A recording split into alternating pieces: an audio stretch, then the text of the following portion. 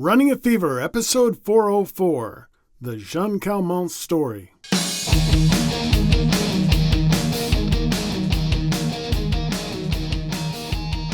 Welcome to Running a Fever. This is a show about fitness, diet, and medicine.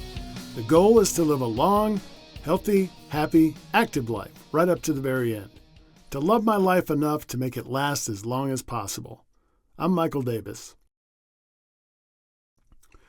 The world is fascinated with long life, perhaps because we wonder what we would do individually if we had an abundance of time, the world's most valuable resource. It's fun to think about it. And so the world is fascinated by Jeanne Calment, the human with the longest documented lifespan, 122 years, 164 days. In episode 170, I gave an overview of her life and some details about her healthy and unhealthy habits in a 30-minute show. Now I will provide a broader review of her life with more detail. As was his father, grandfather, and great-grandfather, Nicolas Calment was a boat builder by trade, born in 1837. His wife, Marguerite, gave birth first to a son, Francois, in 1865, and 10 years later, at about 7 a.m. on Sunday, February 21, 1875, to a daughter named Jeanne-Louise. Her godfather was a diplomat named Louise Page, and her godmother was her aunt, Jeanne Gilles. The place was the city of Arles, in the Provence region of southern France, where Jeanne was to live the rest of her long life. She had two other siblings, Antoine and Marie, who both died young. Though she didn't see her godfather much, Jeanne's godmother was nice and spoiled her with lots of sweets and cakes. She didn't care much for pastry, but she loved ice cream, especially vanilla. She also liked quatre-quarts, which is similar to pound cake. Even in her 117th year, Jeanne had sweets at every meal. She never gained weight, though, throughout her life. She said she had the stomach of an ostrich.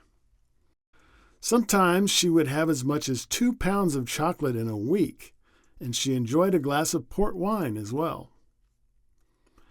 Jeanne's father called her a tomboy, and her brother Francois was a gentle one. Francois was a sailor. She began her education at a girls-only church school called Madame Benet's boarding school at the age of 7. She had her first communion while she was attending. After first communion, she went on to what she called college. At school, she would go home at noon, picked up by her father or their maid, returning in the afternoon again, picked up by her father. He was very protective of her. She went to school until she was 16, passing her brevet, the exam needed to enter the lycée, or high school. But she did not go on to high school. After age 16, she stayed with her parents, as she said, awaiting marriage. She did a lot of painting during this time in her life, making large paintings. Her brother Francois painted as well. She also painted a screen and made stained glass windows with flowers.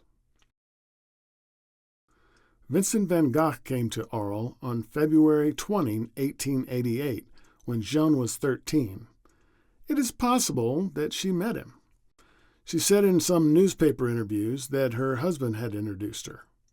She wasn't married at the time, but had already met her future husband. It was during this visit to Arles that Van Gogh cut his ear and was hospitalized there. Later in life, she appeared in a film about him, a French-Canadian production called Vincent and Me. Music was an ongoing part of Jeanne's life, starting at the age of 7 with piano lessons. It was common for little girls of bourgeois education to take up piano. She never forgot how to play and did so well into old age. Her first piano teacher was César Gaston. As a young girl, Jeanne's father forbade her from going to the opera, but she went quite often after she got married. She didn't care for the operas in Arles, so they would go to Marseille. The first opera she ever saw was Tannhauser. She didn't really have a favorite, but she liked Mozart, both at the opera and when she played piano. When they went to the opera, Jeanne would wear beautiful evening dresses and furs, one of which was a silver fox. When Jeanne was 10 years old, Nicolas Calment built his last ship and called it La Jeanne for his daughter. It was a large type of barge made of wood. The launching was a big event in Arles. There was a party and the whole town came. The mayor was there, along with the sous-prefect, a representative of the French government. A priest was also there to bless the vessel. It was a Sunday. Jeanne wore a beautiful white dress with a big blue sash around the middle, tied in a bow at the back. Nicolas christened the boat with a bottle of champagne. As the barge was being launched, a band played La Marseillaise, the French national anthem. After he closed his shipbuilding business, Nicolas became a municipal advisor in Arles. She remembers celebrations in Arles that included bullfights, but she did not like them. She thought they were savage. Her husband liked them, though. She once saw a famous toreador known as Espartero. She watched him die in a bullfight in Nîmes. The bull tore off his coat, then jumped on top of them. Jeanne had known Fernand Nicolas Calment her whole life. He lived in Avignon, and every year she went there on a holiday. He would always visit her when he came to Arles. She recalls that he was good-looking and nice and had a pleasant, patient nature. Other girls were interested in him. She said, "My husband was a marvelous man. When one has an angel, one keeps him, and the rest don't see you." When she was 15, he tried to court her, but she was still a kid, more interested in candy than boys. Jeanne's father was strict and would not let her go to dances or anywhere else on her own. On April 8, 1896, Jeanne and Fernand got married. So she didn't change her last name. Her godmother gave her a headdress for her wedding, a wreath of white lilac. They moved into an apartment above their fabric shop, where she would live until she entered a nursing home at the age of 110. As a married couple, they would play tennis, roller skate, cycle, swim, fence, and take excursions to the mountains. They liked taking long hikes. They even ice skated on the nearby Rhone River. But mostly they would hunt. Jeanne says she had a masculine nature. Fernand taught Jeanne to hunt, and they formed a group of hunters known as a stockholder society that would hunt together. They hunted rabbits. They had a hunting dog named Liberty, who lived in their apartment with them. Fernand inherited his father's successful fabric shop, Jeanne Calment et Fils, which sold drapery, lingerie, silks, and more. They moved into the apartment above the shop. There were about 10 employees. Jeanne never worked in the shop. In fact, she never had a job. Though it is common for centenarians to cite work as one of the keys to their long life, Jeanne had no experience with it at all. Jeanne and Fernand liked to go to Marseille, where they would eat at a restaurant, Faucine. Jeanne in particular liked the seafood, oysters and mussels, or bouillabaisse with a glass of white wine. Bouillabaisse is a traditional Provençal fish soup. After Jeanne got married, she would smoke one cigarette or cigarillo after dinner. It was not unusual for married women to smoke, but young girls were not allowed to. She preferred Dunhill cigarettes and continued this practice until she was 117. After Jeanne and Fernand got married, Fernand, whose name literally means brave traveler, wanted to travel before they had children. In 1897, after they had been married for 1 year, their daughter Yvonne was born. The birth went well, assisted by a midwife named Madame Lelière. Yvonne took after her father and was sweet and easy to raise, as Jeanne remembered it. At her first communion, she wore a white dress, and Jeanne wore a pink dress and a hat. She did well in school, Madame Binet's private boarding school, and passed her brevet. Jeanne and Yvonne would play duets on the piano together. The turn of the 20th century happened when Madame Calment was 25 years old.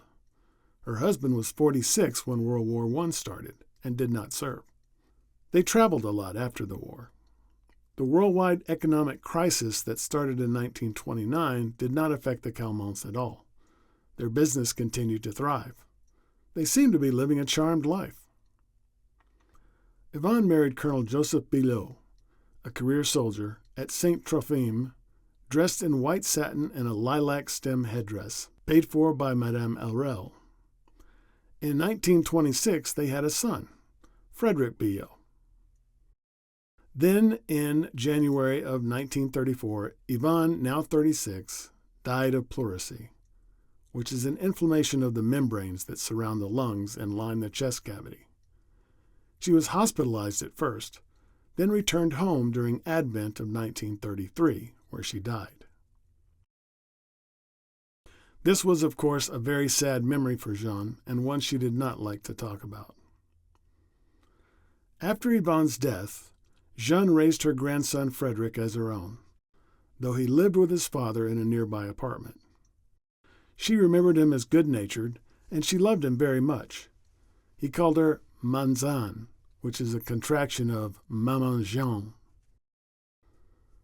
Frederick went to medical school and became a doctor, an ear, nose, and throat specialist, ENT. He later opened a practice in their home. In 1942, Fernand died of copper sulfate poisoning. They had been staying with friends in the country, where they both had eaten cherries that had been treated with copper sulfate. Jeanne had not eaten as much as her husband and was able to survive, but Fernand died several months later. He was 74. She was 67. In 1944, she finally got the right to vote. She was 69 years old. Frederick died in a car accident in 1962. She would go to the cemetery on foot or bicycle to meditate at his grave. She continued this even after she moved into the Maison de Lac at the age of 110, though she then went by taxi. Jeanne knew Nobel Prize winner Frédéric Mistral, who won the 1904 Nobel Prize in Literature. He was a friend of her husband's. Mistral lived and wrote about the region in which Jeanne Calment lived. Did she celebrate when she reached 100 years old? No, she said. That one wasn't extraordinary. It was discreet. It wasn't that unusual. I was doing well. My health has helped me a lot. It still does. My health was good, and I had a hell of a lot of willpower. On February 14, 1991, Jeanne Calment became the oldest person in the world when Carrie White died in Florida at the age of 116 years, 4 months.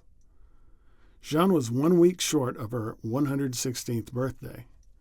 At that time, there were less than 4,000 people in the world over the age of 100. Now, there are over 700,000. When she was 118, when asked if she would be happy to reach 120, she replied, "Well, of course, because I will have the time to make the most of loads of things to come, loads of interesting things." Her 120th birthday party turned her nursing home, Maison de Lac, into a madhouse. The grounds were crammed with hundreds of journalists from TV stations around the world with their trucks and cables, bands, folk groups, and children dressed in Arlesian costumes. VIPs made speeches. The French Minister of Health made an appearance. She had a cake with 120 candles.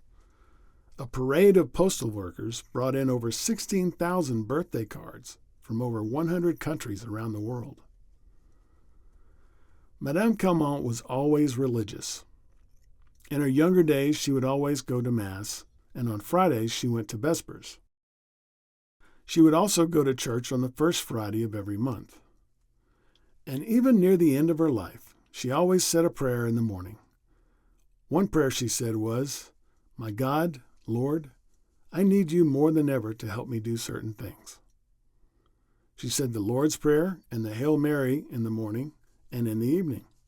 And she said that she did not want to die, but said, "If death comes, it won't bother me." Jeanne Calment died of unknown cause in the early morning of Monday, the 4th of August, 1997. She was buried quietly the next day. She is to date the only dodecacentenarian to ever live. There is no such thing as a terrible ordeal. You just have to find a solution each time.